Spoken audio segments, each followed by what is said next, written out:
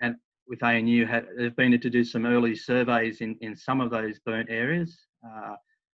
Fortunately, it doesn't look like it was wholesale damage to the breeding areas, because they're generally along the rivers. So they haven't been completely lost. They've been affected, but yeah, not as badly as had they been breeding on the ridges. And Ross hasn't even been able to get back into the Burragarang Valley yet, so we don't even know what's happened out there. So just flicking back to where there have been birds in the last couple of years. So last year, and I guess it may be no surprise given the dry conditions, we've kind of come out of that to some extent, but in winter last year, we were still in the grip of the big dry, and more than half of Regent Honeyeater records last year were of birds within or close to swamp mahogany forests. So it was a very big coastal push for Regent Honeyeaters last year.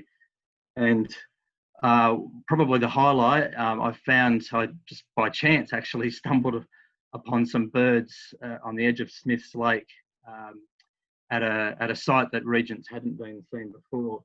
And these birds, there were actually 12 of them.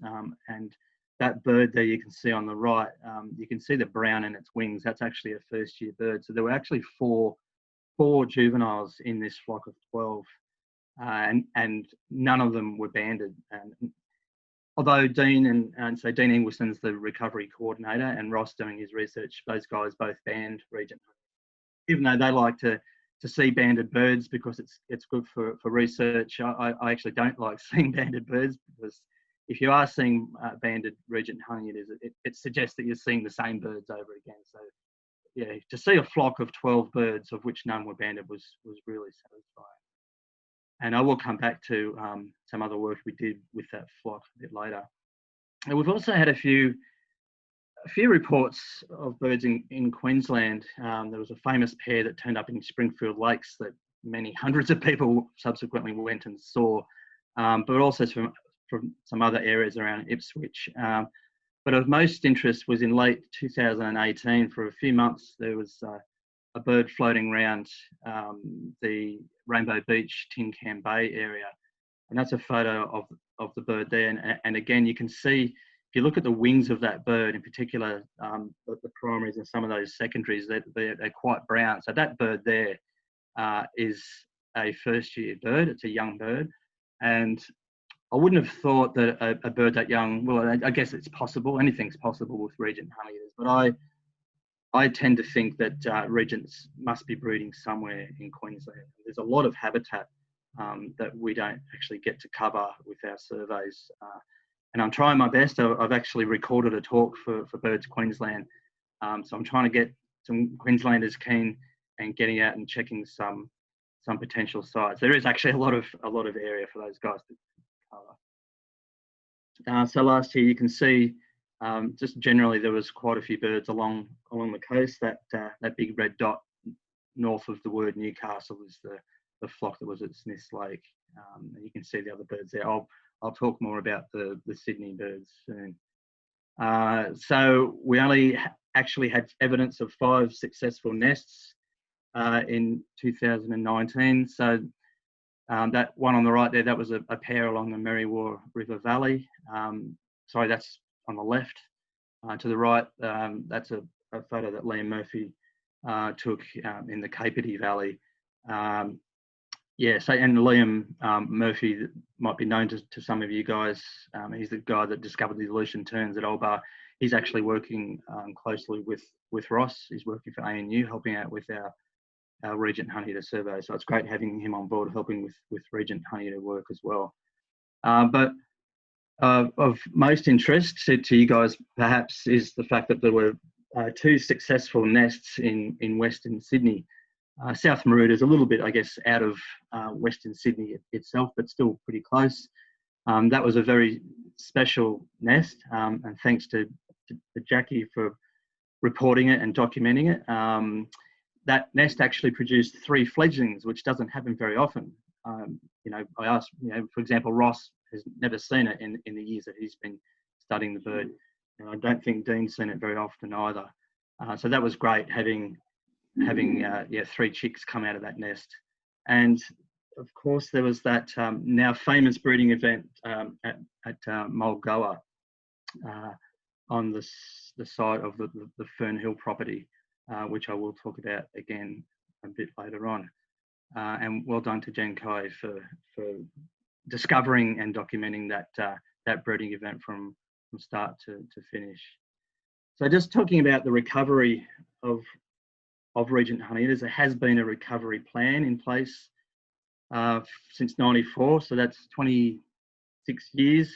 The latest iteration was brought out in April 2016, and there is a recovery team that has, basically instigates the objectives of the recovery plan. That team has been in place since '94 as well. So just broadly, the main objectives in the recovery plan are to protect and enhance the Regent Honeyeater habitat. We're also monitoring the population. We're doing quite a bit of research, asking strategic questions about what's happening in the population, why they have declined so much, and how we can help recover. Managing the captive population is a huge chunk of work that is done. And of course, doing community awareness and increasing the understanding in the public of Regent Honeyeaters, and just administering the recovery effort takes a lot of work as well. And I mentioned that Dean Ingleson is the Regent Honeyeater recovery coordinator, and the recovery coordinator really is the person most responsible for administering the recovery effort. And there's a lot of partners involved. One of the things that we've been doing for a while is banding Regent Honeyeaters, because that can give us some very useful information. And we look at some of the banding data that David Gearing had from the Capity Valley in the '90s, and when he was catching dozens of birds. It's just it's hard to fathom this is the same species, because literally in 2018 and 19 we only banded 2 or 3 birds. That bird on the left, Dean is holding, is a baby Regent Honeyeater that bred, or was the result of a breeding event in the Hunter Economic Zone near Kurri Kurri, which again I'll touch on a bit more detail a bit later. And that other bird there with the bands on, that's one of the birds from the flock of 12 at Smith's Lake, at a place called Narani was the name of the site. And I will actually show another photo of that bird soon as well. So we still are, even though there are fewer birds being banded, we are actually still getting some very interesting results from the banding work. Blue Metal Red Orange is a good example. So she was banded as an adult in the Capity Valley. Dean and I were in the valley doing some work, and some regents presented themselves that were able to be banded. So yeah, she was one of the birds that we banded. She was an adult back in 2013. Ross then found her becoming a successful mother, fledging 2 birds when Yellow Box was flowering in the Goulburn River 4 years later.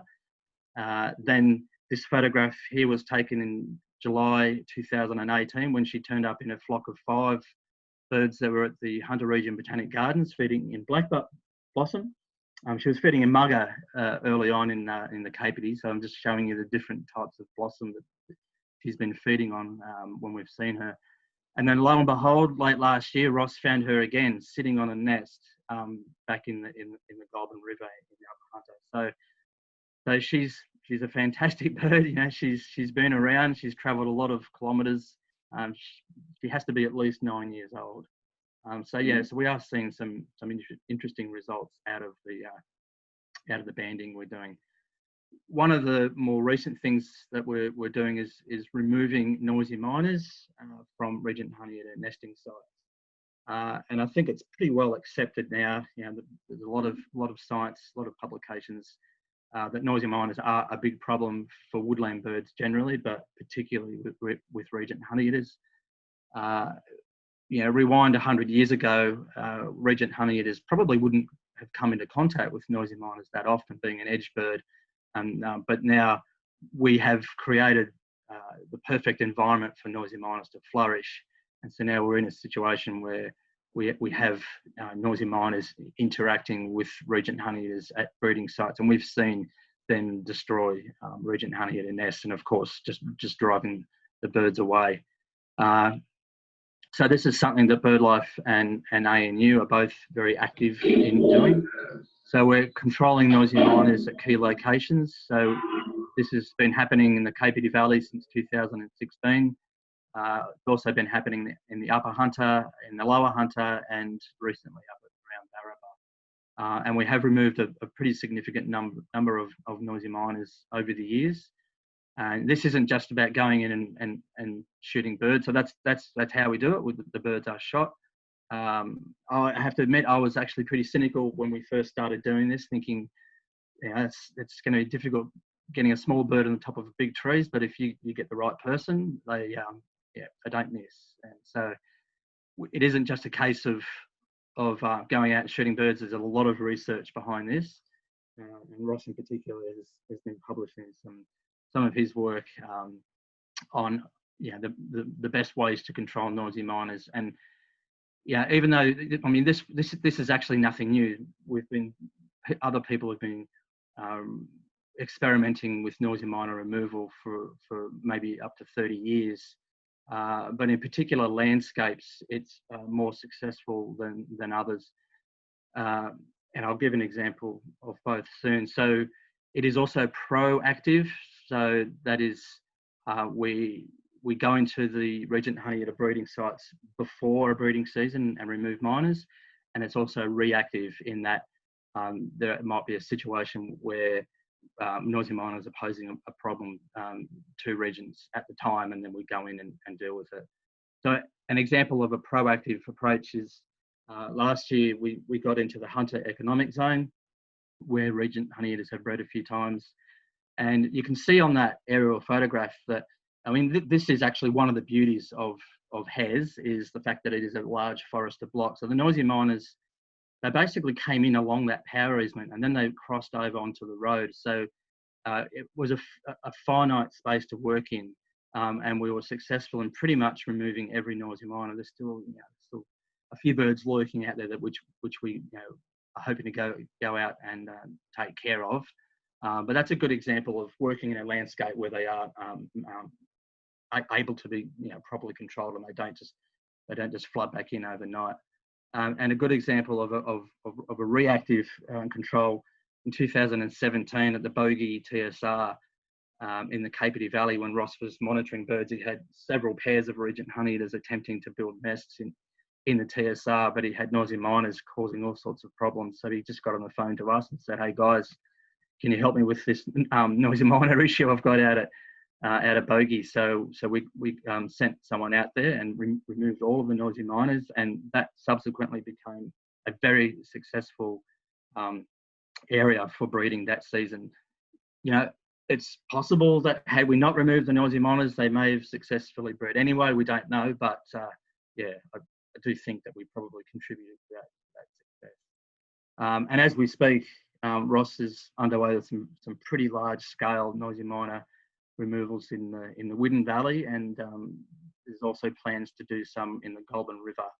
And you can see both of those examples there are similar to Hez in that it's a linear landscape. So once we remove noisy miners from these linear areas, such as along rivers, where there is sandstone country either side, which isn't noisy miner habitat, these are the sorts of landscapes where we can actually maintain low levels of noisy miners. It's quite different to doing it in other landscapes where it's quite fragmented.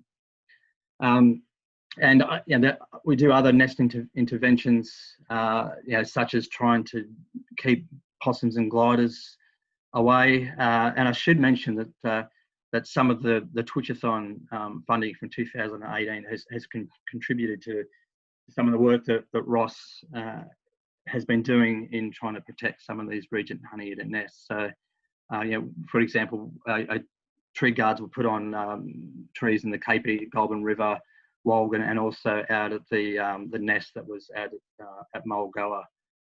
So that's that's a place where some of the Twitchathon funding is going. It's going to some really important work protecting Regent Honeyeater nests. And at the same time, we're actually keeping an eye on what's happening by deploying nest cameras. So I mentioned one of the biggest things that we do is maintaining the captive population of Regent Honeyeaters. So that the reason we do that is twofold, really. One is so that the species doesn't go extinct totally. So worst case scenario, if they go extinct in the wild, there's still a captive population. We're hoping that doesn't happen, of course. But the other reason that we breed Regent Honeyeaters in captivity is to supplement the wild population by occasionally releasing captive bred birds into the wild. So there are some. So those photos there were taken at the aviaries at Taronga Zoo in Sydney, and when you think about it, it doesn't make a lot of sense having these birds breeding right in the heart of the biggest city in the country. So there's been some new aviaries constructed out at Taronga Western Plains, where these birds will have much more room to stretch their wings. So that's a really fantastic thing. That's still unfolding. There's a few birds out there now, but that's a developing thing at the moment. The new aviaries out at Dubbo. There's another photo there. So they're big enough we can actually put small trees in. So to date, all of the large-scale releases have happened in Chiltern in northeast Victoria. So the theory there was to supplement the population of Regent Honeyeaters at the edge of their range, and they've gradually grown in size to the 2017 release, which was over 100 birds, which is an incredible effort. The recovery team subsequently decided that all captive releases, not all, but at least the next 2 or 3 captive releases would happen in New South Wales. The theory there being, we'd be releasing into the core of the Regent Honeyeaters range in New South Wales. There was set to be a release happen in early spring last year in the Kapiti Valley, but that got postponed because the conditions were just terrible, really, with the dry and the lack of blossom. So we do know that it works. So we've seen examples in Chiltern of captive birds pairing with wild birds and successfully rearing young, and captive birds have bred with each other out in the wild and successfully fledged young. So when you think about it, once these birds are released, they essentially become a wild bird, and so they actually contribute to the size of the wild population. So this is really, really important work. It's a shame that we have to do this stuff, and it is pretty expensive work, but we've gotten to this stage with Regent Honeyeaters that this is the type of thing that we need to do. And these birds can do some pretty serious travel too. So last year at Oxley Park, 2 birds were seen by someone in their backyard feeding in bottle brush, and it turned out that one of those 2 birds, one of them was unbanded, a wild bird, but the other bird was from the 2017 Chiltern release that had found its way almost back to Taronga. So it's quite amazing that these captive bred birds, will wander the landscape. It does show that they can survive and they can travel. And some exciting news, just a few weeks old, is our first ever 5+ year survivor. So this bird was photographed at a water bowl in Gippsland in Victoria in May, and this bird was actually 2 years old at release. It was released in the 2015 release. Dean in particular was ecstatic to see a bird from that release that's still wandering the landscape. And from memory, I think this bird has been seen with another captive bred bird in the past. So potentially this bird has also, it's a male, so potentially it has actually fathered some young while it's been out and about for that 5 and a bit years. So it is great to see this. And so as we speak, there is a pair of birds have been sighted at the Hume Dam wall, the reserve there. So that bird's in a planted spotted gum. and you can just make out there is a band on one of the legs of that bird. It's another 2017 release bird. It's a male. So all captive bred birds do have colour bands when they're released, but this bird has somehow managed to shake off his 3 colour bands, so he's only got the metal band left, and we can just get enough detail on these photos to see the digits and the letters on the band. So it's worth pointing out to anyone that whenever you see a Regent Honeyeater, it's just worth taking photos for any number of reasons, for aging and sexing the birds, but also, you know, it's very easy to miss bands on a Regent Honeyeater, and we can even get the details of where birds are banded if the photos are of good enough quality. So people hopefully would have seen in the media, this is the sort of the exciting thing up here recently, is that the first release, so the 2019 Capital release was postponed, but so the first release that has happened, large scale release, there was a small release, like a trial release happened in the Capital early on, back in, I think it was the late 90s, but the first large scale release of Regents has just occurred in the lower Hunter Valley. So it's only a small release, and that was a deliberate thing. The recovery team decided that we would do, in theory, more releases of fewer birds, rather than building up to, you know, taking 2 years to release a large number, that we would do more releases of a smaller amount. So this was 20 birds, 10 birds released each over 2 days. We released 11 females and 9 males. One of the reasons behind that is because Ross's PhD research has shown that there is a pretty serious male bias, male to female, you know, ratio bias in the wild population. So yeah, we released slightly more females than males. 13 of the birds were wearing radio transmitters when they were released. We'll be monitoring those birds intensively for 12 weeks. And it did get a bit of media attention, which is great. Dean got his mug on Channel 10 News, and yeah, everything had to be done in a COVID-safe environment. So this is Dean in the tent with Michael Shields, the supervisor of birds at Taronga Zoo, and that's Emily Mullett, one of the hunter woodland bird people up here, who's also a bander. So these guys fitted the transmitters to the birds in their COVID-safe suits, and it made for some great photo ops. Yeah, so as I mentioned, you know, at the moment we're doing 7 days a week for people out and about, so it is pretty labour intensive. We're getting some pretty interesting results. Some of the birds are wandering quite widely. So before we did the release, we got an apiarist in to make an assessment. So I discovered conditions were good on this property, or these properties, in April, and so I sort of sounded the alarm and said, there could be good conditions for a release out here. And so within 6 weeks, we managed to do what normally takes about 6 months. It takes a long time to plan for a release, but we were able to fast track a lot of things, and it was mostly centered around an ethics approval, which happened just a few days before we did the release. But we knew that there was going to be a reliable source of blossom. Mostly it's the spotted gum that's flowering. That's my carbonate with some examples of blossom and bud, and that bud on the right is a stringy bark species, which is just starting to flower now. But there's going to be a reliable source of blossom in this area for at least, at least another 6 weeks, maybe a couple of months from now even. So the real bonus, and when I discovered the conditions were good at this site, I did say to the recovery team that I promised them that wild birds would turn up. In the back of my mind, I was a bit hesitant, a bit nervous, just because of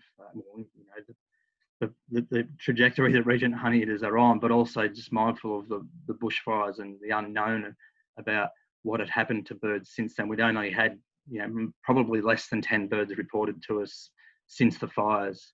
But fortunately, on the 30th of May, I found 2 birds here, and that actually grew to a maximum of 13 birds. So we've had a maximum count of 13 wild birds where we've done this release, and that in itself is the largest concentration of regents at one place since there were 20 birds at this very same place back in 2017. And yeah, it's the spotted gum really that's underpinning these flocks of these birds. So as opposed to Chiltern, so in the past, the Chiltern releases happen when there has been at most one, maybe two wild birds present. So, I was particularly excited about the prospect of this release and having the possibility that the captive bred birds would assimilate with the wild flock.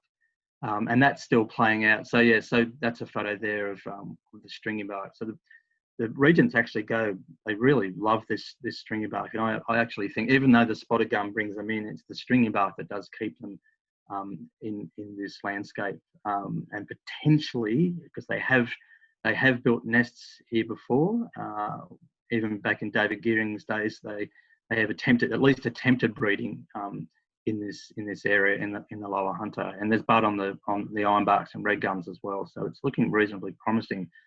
And we've kind of gone full circle. This is a real neat part to the story, is that back in 2012 we actually had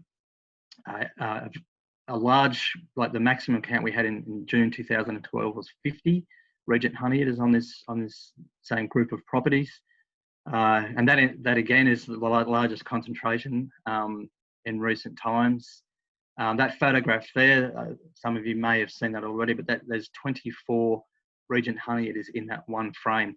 That spotted gum at the top left, there were actually around 30 birds feeding in the canopy of that tree. I've got some video footage that shows it's quite remarkable.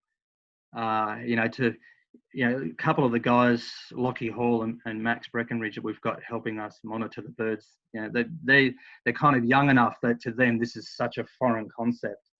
That to have this many birds in the one place, it's a shame to see. This bird has really slipped off that quickly. But it was the really neat part of the story is that when we had that large flock of 50 birds in 2012. That presented an opportunity for Taronga to come and collect birds for captivity. So they have a license to collect birds from the wild. 5 birds every 5 years is all they're allowed to take. So all of the birds that were released a couple of weeks ago are the grandchildren and great-grandchildren of the 5 birds that were collected at this same site 8 years ago. So take 5, put 20 back. I like those maths. And the recent exciting news of that photo there shows 5 regents. So 3 of those birds are captive bred and 2 of them are wild birds. So we're actually, initially the birds were wandering widely, but we are now starting to see some of the wild and captive birds forming small mixed flocks, which is it's just so good. I'm just so pleased that that's starting to happen. And I was out there yesterday just briefly, and that male bird there, I photographed. It was just picking, just going around the trunk, kind of like a satella, picking out insects from the ironbark. And that's not that unusual. It doesn't necessarily mean that it's feeding chicks or anything. I mean, Regent Honeyeaters do like to go for insects. But it's a captive bred bird, and it's just great to see that it's doing what other wild Regent Honeyeaters do. So, yeah, so that's still unfolding. And the photograph I showed earlier of a bird that we banded at Narani in Smiths Lake last year, that is that bird there. So one of those birds from the Smiths Lake, has arrived at this blossom event. And that photograph, that's him on the left there. The photograph on the right is him on the lower branch hanging out with one of the released birds, and you can quite clearly see the transmitter from the radio gear that we put on these birds. So 2012 was the previous opportunity for Taronga to take wild stock to supplement the genetic stock at the zoo, and that opportunity did present itself again last year when we had that 12 birds at Smiths Lake. So they came up and they took 4 birds into the captive population. So these, they are difficult decisions to make with so few Regent Honeyeaters left. But really, on balance, the work that Taronga are doing is so important, and each bird that we take from the wild produces many, many offspring. So they are big decisions, but yeah, this is supported by the recovery team and a lot of good science. So one of the other things is that we're hoping to do is fit satellite transmitters to birds, so that the satellite transmitters will actually give us a lot more information than radio transmitters will. We've all seen the data we get from seabirds and shorebirds on satellite transmitters. The thing is, this hasn't been done on a songbird before. It's kind of paving the way. That's the difference in the size there. That's the satellite transmitter off to the right. It's bulky and it can only go onto a large male bird.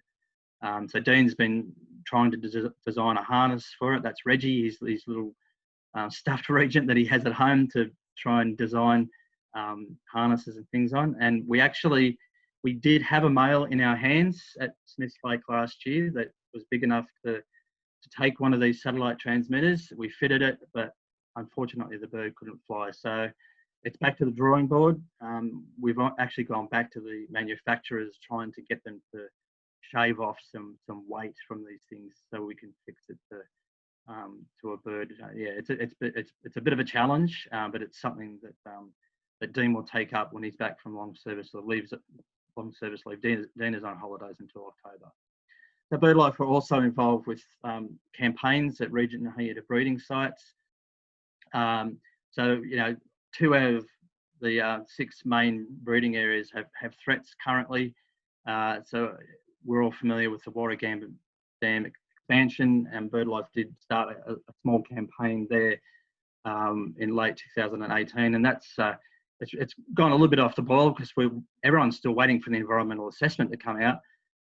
But we've thrown our support behind the Give a Dam campaign, which have been spearheading the opposition to that dam, which will actually see virtually, I think, all of the Regent Honeyeater nesting habitat that Ross monitored back in 2017 would go underwater under the worst case scenario of flooding of filling of that dam. So that's an ongoing campaign that will be reinvigorated once the information is published. But something that we have done in the meantime is expand the Blue Mountains key biodiversity area boundary to take in the Burragarang Valley, because the boundaries of that KBA actually just took in the Blue Mountains National Park system, so it actually missed out on some of the valleys. So we've added the Burragarang, the Walgan, Widden and Barami valleys, all areas that missed out on the initial mapping of that KBA are in the process of being added, which is great. So it's capturing some of those important breeding areas in the key biodiversity area. So there was a successful nest on Fern Hill, the famous property out at Mulgoa last year, and in the wake of the publication of that breeding event, there was some media around it. We found out that there's evidence of past usage of the site by Regent Honeyeaters, and so that would demonstrate site fidelity. So when Regent Honeyeaters demonstrate site fidelity, it means that they're returning to places to breed, and that's really important. It shows that it's similar to places like the Capity and Upper Hunter and Burragarang, that they will actually go back to these places. So almost overnight, Fern Hill has become this part of the Sydney Basin has become a very important place for Regent Honeyeaters, and we built a campaign around that last year. And down the bottom there, you can see is where they nested and where they foraged, and the hatching shows areas that are mooted to be protected. So there is quite a bit of habitat down that bottom section, and the BirdLife that isn't to be protected. The BirdLife coordinated submissions to the planning department, and I'd like to acknowledge anyone out there that made a submission, because we had really good support for that campaign. I'll just briefly run through the HES campaign. So it's well known that it's an important breeding area. In fact, so the Hunter Economic Zone, that orange outline there, that's an area that is currently zoned for industrial development, believe it or not. It's one of the most important places for Regent Honeyeaters and swift parrots, incidentally.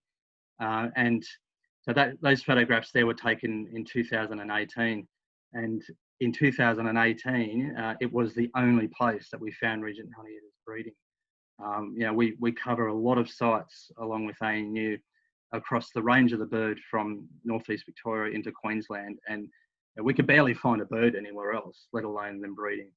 So that's sort of, you know, I've been campaigning against Hes for many years, but this sort of helped us step up a gear. And then lo and behold, 3 months after the Regent Honeyeaters bred there, this media came out about 2 new coal-fired power stations. I mean, that normally would be bad enough, but it was right smack bang in the middle of Hes. It's hard to believe. But anyway, so that kind of died down a little bit. I mean, the opposition to that proposal was immense, not so much for Regent Honeyeaters because of, you know, the fact that coal-fired power stations are a thing of the past and for climate change matters. But what it did do is that it actually created a lot of exposure for us. So the initial media that went out on Facebook had about 20,000 likes, and I spoke to The Guardian before it was published, and I made sure that Regent Honeyeaters breeding in there was mentioned in the media. And so a lot of people got to read about the Regent Honeyeaters in Hes as a result of that. So it kind of played into our hands a little bit. And in recent times, some exciting news is that Cessnock Council have recently basically fallen on their sword, and they have made moves to potentially rezone Hes to an environmental zoning. Still very early days. I realise there's been a bit of stuff going on social media saying that council have rezoned Hes. That hasn't happened yet. It's sort of still in the throes of happening. So one of the other threats here is bushfire, and those red polygons show some major fire scars. That aerial photograph there shows pretty well. You can see the burnt areas there. That red circle is where there was a nest. You can just make out that it's like a slither of unburnt habitat. So that's, I'm not sure if my mouse will work, but you can see all the burnt areas here, and there's a slither of unburnt habitat here, and that's where a pair built a nest. But most of the activity was over in this part of Hes in the unburnt section. So what happened in these fires, and these were extremely hot fires. They absolutely annihilated the canopy. And although the forest has started to regenerate, what happens when mistletoe burns is mistletoe dies when it burns. It does not resprout after fire. So basically, we have to wait for mistletoe birds to do their thing before there's any regeneration of mistletoes. And mistletoes really underpin, along with the ironbarks flower, that they underpin the breeding of Regent Honeyeaters and Hes. And there's proof, you know, the birds actually feed in it and they nest in it. So there's a project happening in the city of Melbourne, and we got wind of it, where David Watson is, along with Melbourne City Council, planting mistletoes into plane trees in the city of Melbourne.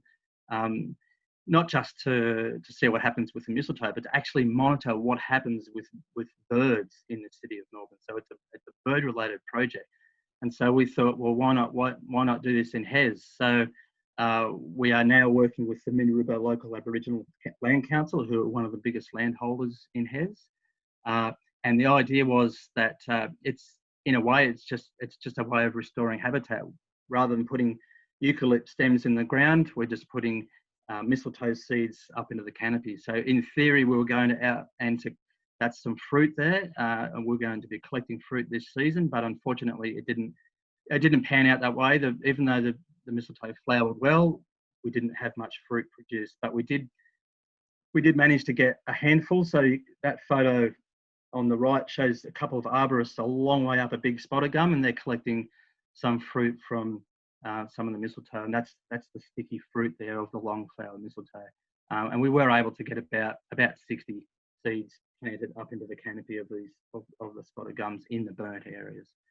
So just as a quick summary on Regents, and I will only talk briefly about Swifties. I should have said that I will focus on Regent Honeyeaters. It's the species I'm most involved with. So we're continuing to monitor the population. We're trying to see, we're trying to build our knowledge by using innovative techniques such as the satellite tags. We're continuing competitor control by removing noisy miners mostly. And we're also investigating what's happening with predator dynamics by using nest cameras and seeing what's happening at nests. One of the nests in the Capity Valley last year that failed, we're pretty sure failed because of a brush-tailed possum. It's not that photo there, but yeah. And we're doing work on the mistletoe loss. And of course, we're still continuing the tree planting projects where possible. And I've just noticed, hot off the press, an email come through from BirdLife Southern New South Wales, literally at about 7:28, that it looks like the August tree planting is going to happen in Capity. So that's fantastic. And of course, while all of that is going on, we're busily working with Taronga to keep that captive population and captive release program going. So I won't talk too long about swift parrots. I'm mindful that I've spoken for a fair bit already. The swift parrots are also critically endangered. One of the things that BirdLife does is we maintain the sightings database, and over time that gives us, so we encourage people to report swift parrots to us when they're seen. And over time, that gives us really good information about where they're going in different years on the mainland. As an example, 2009, you can see a lot of birds along the coast in New South Wales. Literally the next year, there's virtually none, and they're all in central Victoria. So this information, is really important about seeing what they're doing on the mainland. So far this year, we've had a very, very lean year in New South Wales. Very few flocks. I think 15 is the biggest flock we've had. Both of there's really just been birds flying over. We haven't had anything like what we had last year, where we had some big flocks that were faithful to some sites. So there have been some flocks in Victoria, but still, overall it's been very, very quiet. And you can see Lord Howe Island has a red dot there, and that's not a typo. There was a bird turned up in Lord Howe Island of all places. It was first found in a chicken coop. It was named Houdini because when they went to catch it, it escaped, and it subsequently escaped 2 more times before they could catch him. So the good news is that late last week we released Houdini. So he went to Taronga. It took 5 weeks of rehabilitation to prepare this bird for release. That's him there, that blur coming out of the holding box. So yeah, great news that we've actually been able to rehabilitate a bird that was found exhausted on Lord Howe Island, fly it back to Sydney and release it. And we actually released it where there were a small flock of swifties present. This is in Werricata at Pelton in the Lower Hunter. So it's great to do that off the back of the Regent release too. Things are going to change. I'll expand on this later. Things are hopefully going to change with the way we monitor swift parrots on the mainland. I won't talk too much about that, but in theory, by autumn next year, there will be the ability in bird data to enter a swift parrot survey. And we'll actually have sites to send people to do 5-minute surveys as opposed to just going wherever. And of course, we're also doing campaigns with swifties, including on the mainland, mostly around forestry on the south coast. So yeah, we've got all sorts of materials out there, warm off the press. This is not really any longer hot off the press, this fantastic booklet we've put together. So I call it the recovery plan in a magazine. So that's available in paper form. I'll bring some down next time, or I'll be happy to post them off to you guys. But all of this stuff is available. We've got identification booklets, woodland bird booklets, magnets and things. So the booklets are all available for download as PDFs anyway on our website. So yeah, we encourage people to report both species, in particular Regent Honeyeaters, to us. But it's with the biannual surveys, I should say that the May survey was cancelled. The August survey looking like going the same way, but we can't stop people from going out and looking. But we always say to people that records of either species at any time are just as important as they are during those surveys. So thanks for bearing with me. So I'm happy to answer any questions.